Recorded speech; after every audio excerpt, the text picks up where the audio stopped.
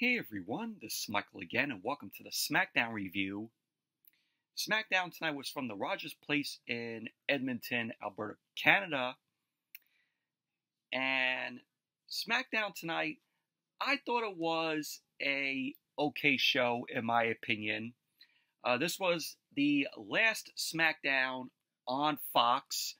You know, it's been on Fox for 5 years, and next week SmackDown moves to the USA Network. So we're going to have Monday Night Raw on Monday, NXT on Tuesday, and SmackDown on Friday. So it's going to be WWE week this upcoming week on USA. And NXT, of course, is going to be moving to the CW next month. So we're just going to get Monday Night Raw and SmackDown on USA. But thank God SmackDown is moving to USA next week. Tired of seeing, the muted black screens and, when the crowd chants, holy shit, they mute, the, shit out for us. For, censors, but overall, I'm really excited to see SmackDown on USA next week. But tonight on SmackDown, we had Bayley. She ended up taking on Tiffany Stratton. We had Apollo Crews in action, and he had taken on Giovanni Vinci.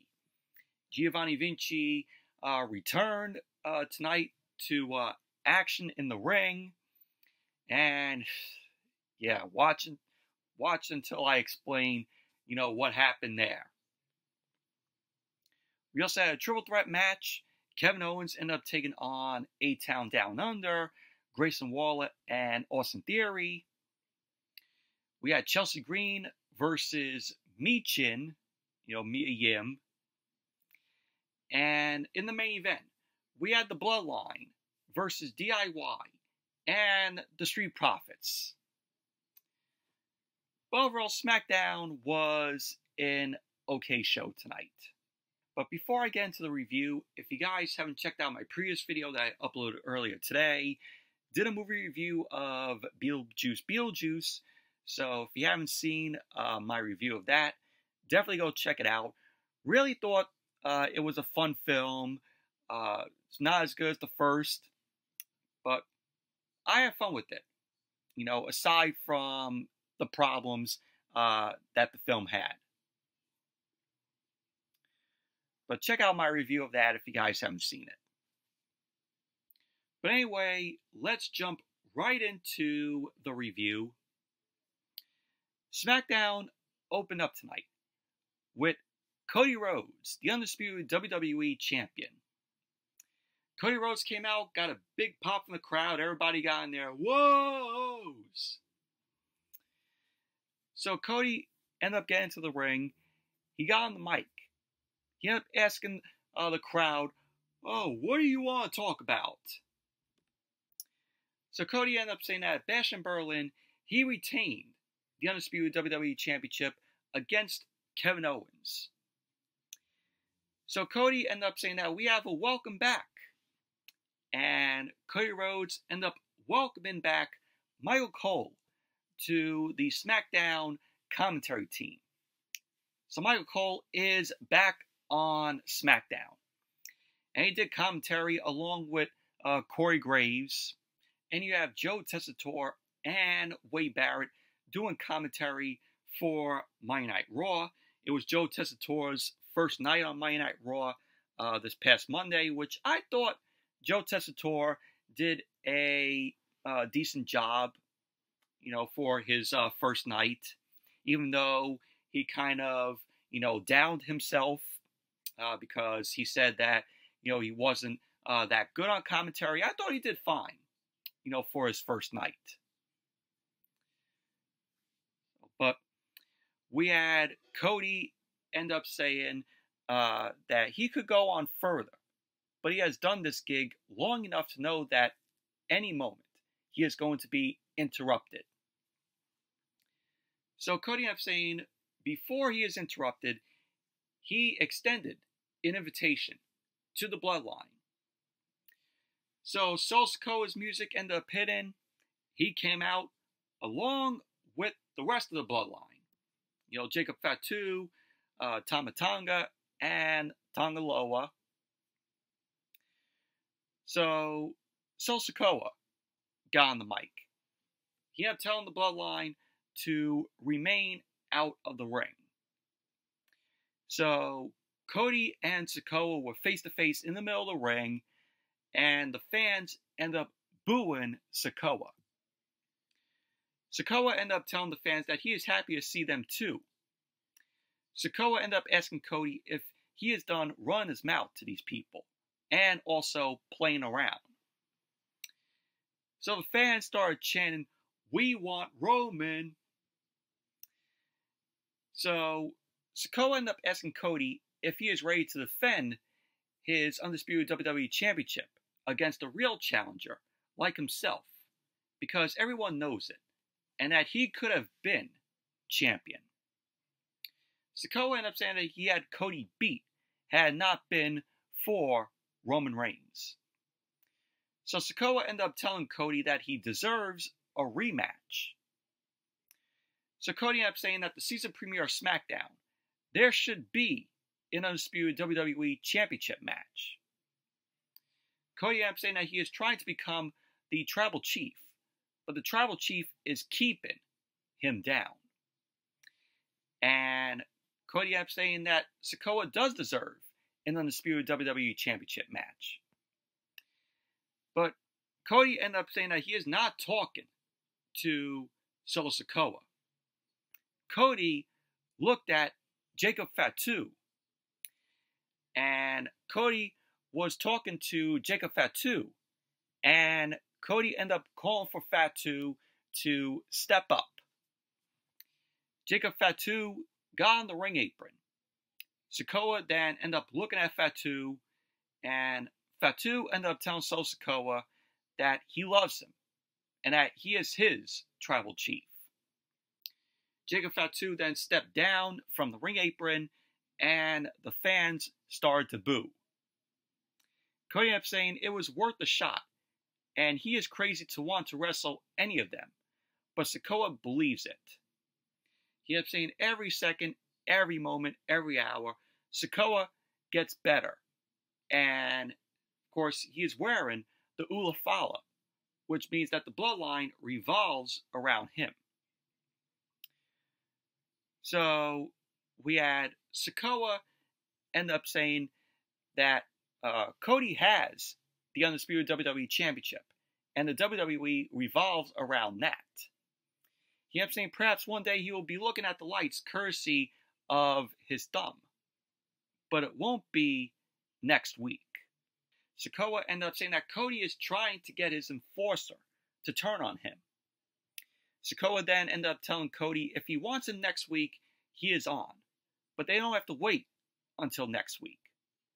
So both Sikoa and Cody dropped their mics. Sikoa then snapped his fingers, and the bloodline got into the ring. But the Street Profits and DIY end up running to the ring as well to back up Cody. So SmackDown General Manager Nick Aldis, he walked down to the ring, and he had telling them unless they wanted to be suspended, they should all step aside. Nick Aldis ended up saying that next week on SmackDown, the first show on USA Network, it's going to be Solo Sikoa versus Cody Rhodes for the undisputed WWE Championship. So we had Nick Aldis ended up telling Cody that they are on the same page and that the bloodline thing is old and bad for business. Nick Aldis ended up saying this is why next week it will be Cody Rhodes versus Solo Sikoa for the undisputed WWE Championship inside a steel cage. So Cody's music ended up hitting, and we had the Bloodline and Cody and DIY and the Street Profits end up standing in the ring. And pretty much that was basically how the segment ended. But overall, I thought this was a good segment to open SmackDown tonight. You know, Cody Rhodes coming out there and saying, oh, he knows he's going to be interrupted by the Bloodline, to which they end up coming out. But it should be a good match next week with Cody Rhodes and Solo Sikoa inside a steel cage.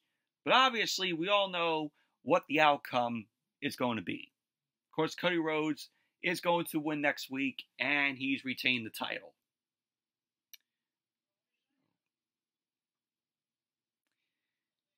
And then we saw Tiffany Stratton, and she was backstage with Pretty Deadly, Pretty Awful.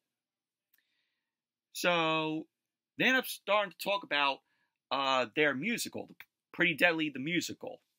To which, who fucking cares? So in came Nia Jax. She ended up saying that the entire locker room is talking about how Tiffany Stratton was going to cash in the briefcase on her last week. So Stratton ended up telling Nia Jax, oh, that is just some crazy rumor. And Tiffany Stratton ended up blaming Chelsea Green for that. So Nia Jax ended up saying that she knows Stratton would never lie to her.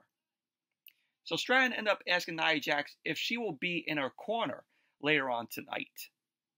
And Nia Jax ended up saying to Stratton that she might be in her corner, helping her the same way Stratton helped her last week. So pretty much that was basically that. And then as SmackDown came back from the commercial, we had the first match of the night. Tiffany Stratton versus Bayley. And this was a decent match here. So the match got underway. Bayley locked in the armbar on Stratton, but Stratton ended up delivering a right hand to Bayley. She then slammed Bayley headfirst onto the canvas. Stratton then threw Bayley to the ropes, but Bayley delivered an arm drag to Stratton. Bayley ended up going for the cover, and Stratton ended up kicking out. Bayley then ended up climbing to the top rope, but Stratton ended up tripping Bayley up. Stratton then ended up getting on the ring apron, and she dragged Bayley down. And Stratton ended up hitting Bayley with a basement dropkick on the ring apron. And then SmackDown went to commercial. Then when SmackDown came back from the commercial, Stratton was in control of the match. She ended up delivering a back elbow to Bayley's face, which was followed by a snapmare takedown. Stratton ended up going for a drop kick to Bayley, but Bayley moved out of the way. Bayley then ran towards Stratton, but Stratton once again tripped Bayley up. Stratton ended up going for the cover, but Bayley ended up kicking out. Stratton then ended up grabbing Bayley's left arm and slammed it into the ring post. Stratton then went to the outside, and she grabbed Bayley, but Bayley threw Stratton into the ring post. Bayley then delivered a suplex to Stratton on the outside, and then she ended up throwing Stratton back into the ring. Bayley then delivered a clothesline to Stratton, and then she ended up following that up with a back suplex. Bayley then delivered a running knee to Stratton's face. She ended up going for the cover, but Stratton ended up kicking out. So Bayley ended up climbing to the top rope, and she landed the elbow drop on Stratton. Bayley then ended up going for the cover, but Stratton ended up kicking out. So then we saw Nia Jax end up walking down to the ring, and that distracted Bayley. Stratton then ended up going for the Alabama Slam to Bayley. She ended up going for the cover. Bayley ended up kicking out. So Stratton ended up running towards Bayley, but Bayley delivered the belly to belly on Stratton. Stratton was in the corner. Nia Jax was shown giving Stratton some words of encouragement, but Bayley delivered a suicide dive to Nia. Bayley ended up getting back to the ring. Stratton then delivered a backslide cover, to which Bayley kicked out. Nia Jax was on the ring apron, and that distracted the ref.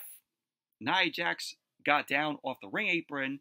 Stratton ended up letting go of the cover, and Bayley ended up delivering the rose plant to Stratton. Bayley then ended up going for the cover, and there you go. Bayley ended up winning the match. Overall, this was a decent match between Bayley and Tiffany Stratton here. Not a bad match. Had fun with it. And then we saw Kevin Owens. Kevin Owens was backstage, and he was reading about Wayne Gretzky. And there was like a plaque there of Wayne Gretzky and his hockey stuff inside the glass. And in came A-Town Down Under, Grayson Waller and Austin Theory. Theory ended up telling Kevin Owens that he was right, that Kevin Owens was right, and that he didn't deserve that match against Cody. Owens then ended up calling both Theory and Waller idiots and morons. He ended up saying that him and Cody are fine, just like the both of them are fine.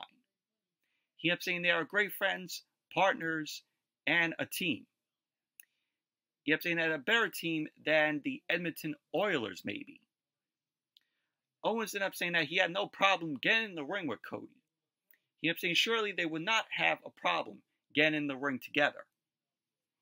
Kevin Owens ended up saying, like the great Wayne Gretzky said, it's a great night for a triple threat match. So Kevin Owens ended up walking away.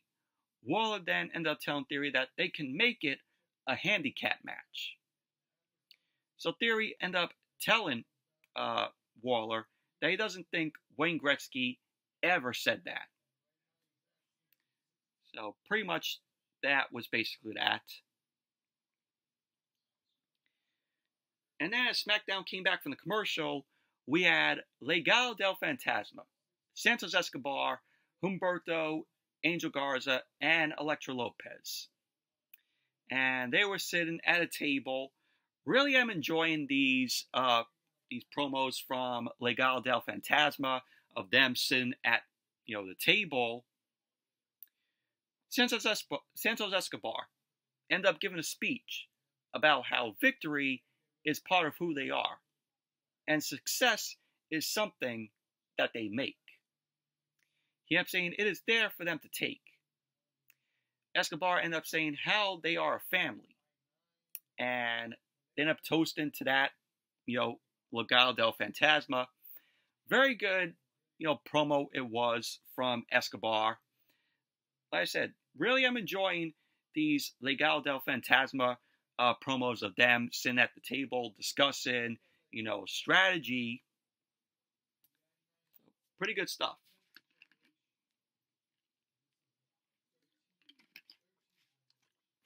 And then we had the return of Giovanni Vinci.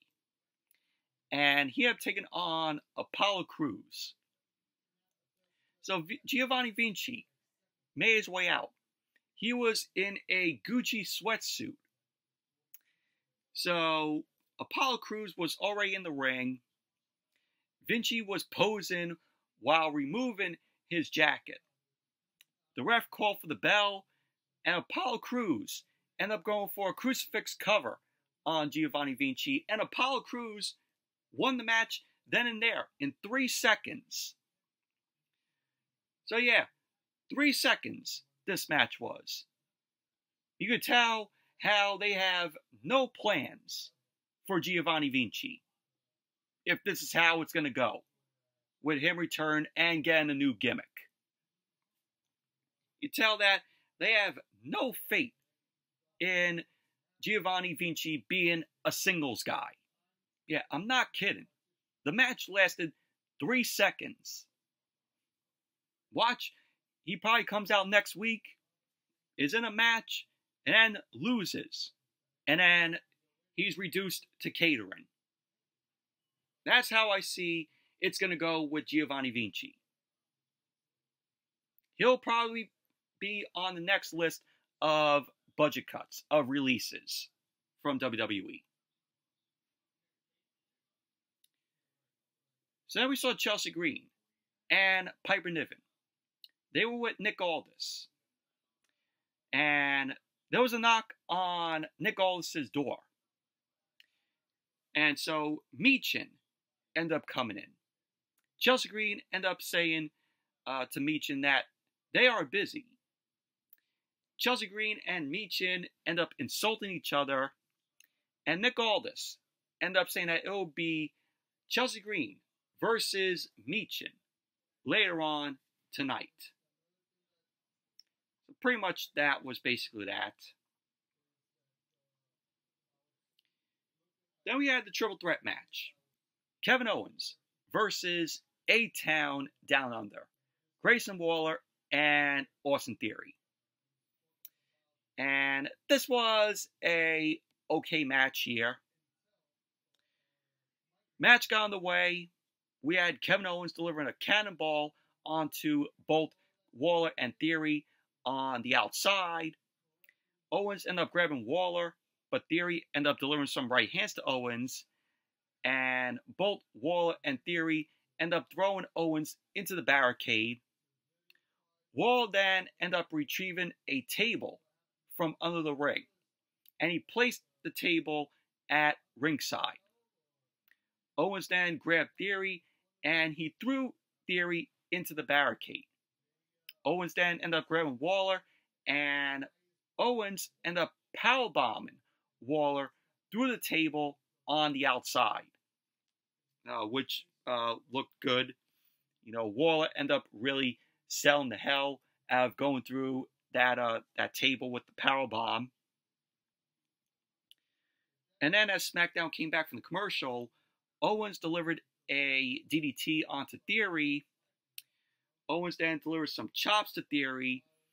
He then threw Theory to the ropes, and he delivered the clothesline to Theory.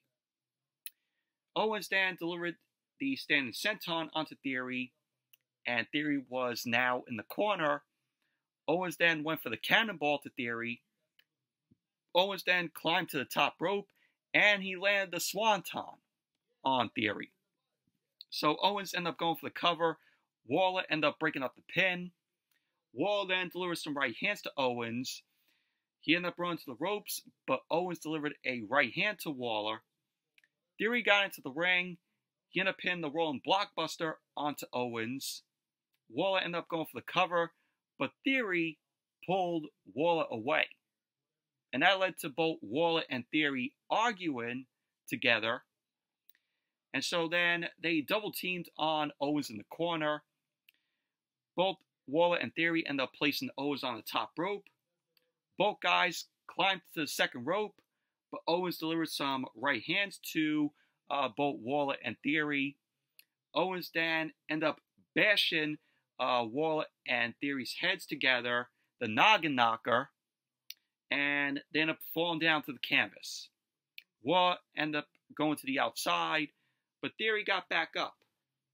Owens ended up placing Theory on his shoulders, and he landed the rolling senton from the top. Owens ended up going for the cover, but Waller broke up the pin. Waller then ended up placing Owens on the top rope, but Owens ended up slamming Waller onto the canvas. Owens ended up going for the cover, but Theory broke up the pin. Owens ended up going for the stunner.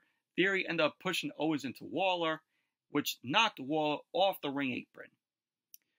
So Owens ended up turning around, and he delivered the stunner to Austin Theory.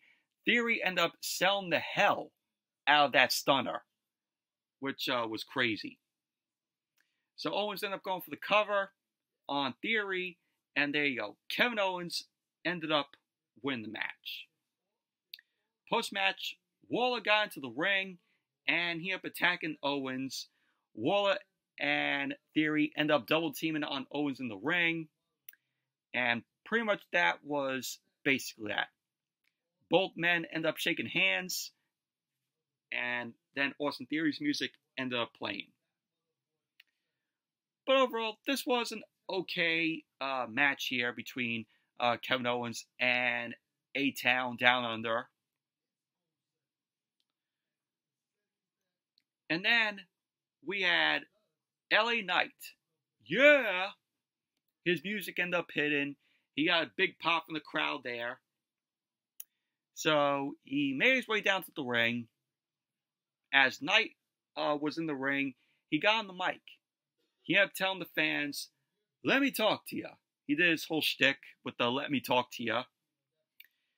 Knight ended up saying that we are a little over 30 days into his United States Championship reigns. And he ended up saying we are talking about 2 title defenses. Knight ended up saying that he is crossing borders from DC to Berlin to Edmonton. Knight ended up saying that everybody is looking to gunning the United States Championship. And so Carmelo Hayes ended up coming out. Carmelo Hayes got on the mic. He ended up telling Knight that he is out bragging about 2 title matches when he should be bragging. Hayes ended up saying that he has been stealing the show while Knight has been running his mouth. Hayes ended up saying that instead of Knight running his mouth, he should have seen the scoreboard because he has 2 wins in a row against Andrade. And that means he is next in line for the United States Championship. So Knight ended up saying that while Carmelo Hayes is worried about having match of the night, he is worried about winning. He ended up saying which is why he is champ and Carmelo Hayes is not. And that led to Andrade coming out. So Andrade got on the mic. He ended up telling Hayes to take it easy. He ended up saying that he knows Hayes beat him twice, but he also beat Hayes twice. So Hayes ended up saying that no one remembers that Andrade beat him twice. Andrade ended up saying that he remembers, and everyone remembers. Andrade then got into the ring. He ended up asking Hayes if he thinks he deserves an opportunity for the United States Championship. Andrade ended up saying he deserves it. Knight ended up saying that he is a busy man, and if they want to talk about who beat who twice, if they want to fight to know who will get dropped by him next, they can do that. Andrade ended up saying that United States Championship was his. He ended up telling Knight that he will be the next United States Champion in Spanish. So Knight ended up telling Andrade that he didn't understand a word he said, and that he should watch his tone. Andrade ended up putting his fingers on Knight. Hayes ended up pushing Andrade, and Knight then ended up hitting Andrade with the blunt force trauma, the BFT. Carmelo Hayes got in Andrade's face, and he was on the canvas, and we had Carmelo Hayes end up being laid out with the BFT from Knight, and pretty much that was basically how the segment ended. But overall, I thought this was a decent segment here, with LA Knight and Carmelo Hayes and Andrade. Both guys end up wanting to face LA Knight for the United States Championship.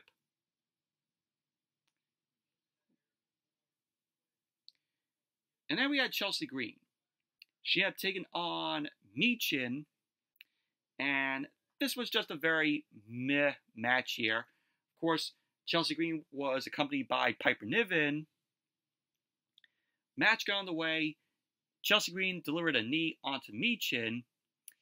Chelsea Green then delivered a snapmare to Michin, which was followed up by a drop kick. Chelsea Green ended up running towards Michin, but Michin delivered a clothesline to Chelsea. Michin then delivered a drop kick to Chelsea, which was followed up by some chops. We had Piper Niven end up getting on the ring apron, and that distracted Michin. So Chelsea then ended up rolling Michin up, but Michin kicked out. Chelsea ended up going for the unprettier, but Michin ended up pushing Chelsea to the outside of the ring. Michin then delivered a suicide dive onto Chelsea. She then ended up putting Chelsea back into the ring. Piper Niven got in Michin's face. So Michin got on the ring apron, but Chelsea delivered a kick to the side of Michin's head, and she ended up falling to the outside. Chelsea then distracted the ref, and that led to Piper Niven delivering a run senton onto Michin. So Piper Niven threw Michin back into the ring. Chelsea ended up delivering the Unprettier to Michin. She ended up going for the cover, and there you go. Chelsea Green ended up winning the match. Overall, match was meh, in my opinion. Main event, the Bloodline versus the Street Profits and DIY. Very good main event this was. Really enjoyed it. The crowd was into it. This was an 8-man tag. So the match got underway, and all 8 men were fighting in the ring. So Street Profits and DIY ended up throwing the Bloodline to the outside of the ring. Tongaloa got into the ring, and Dawkins delivered a spinning back elbow. Montez Ford was then tagged in, and the Profits ended up double teaming on Tongaloa. Ford then delivered a jumping splash onto Tongaloa. He went for the cover, but Loa ended up kicking out. Montez Ford threw Tongaloa to the ropes, but he ended up coming running out with a clothesline.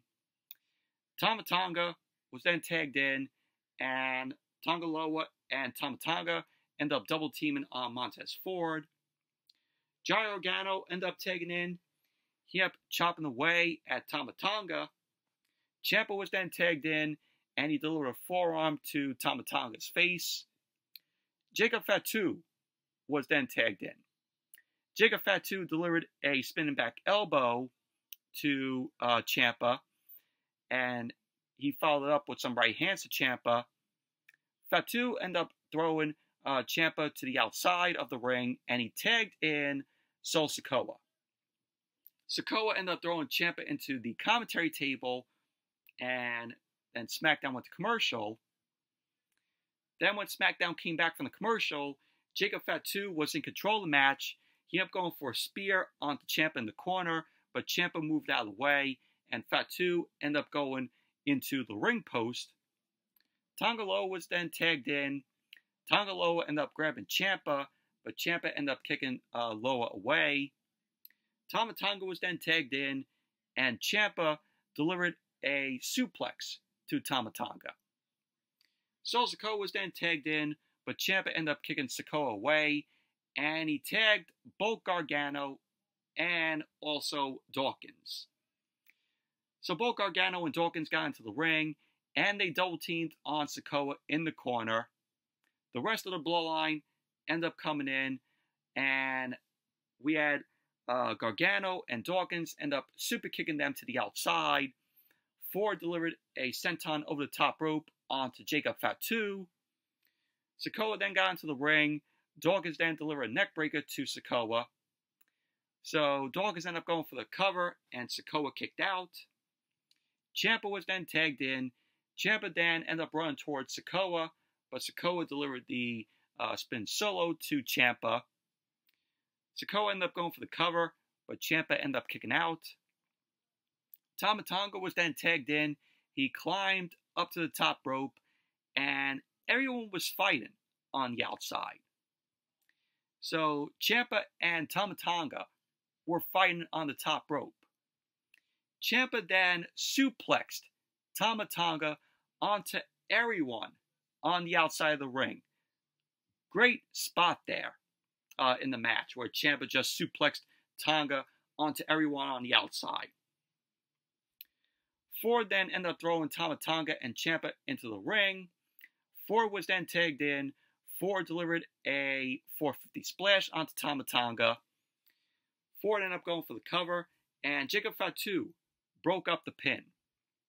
Fatu ended up throwing Ford into the ring post. He then dragged Tama Tonga into the corner as he was then tagged in. Jacob Fatu delivered a super kick onto Johnny Gargano, and he then delivered a Samoan drop to Ciampa. Fatu then delivered a super kick to Dawkins.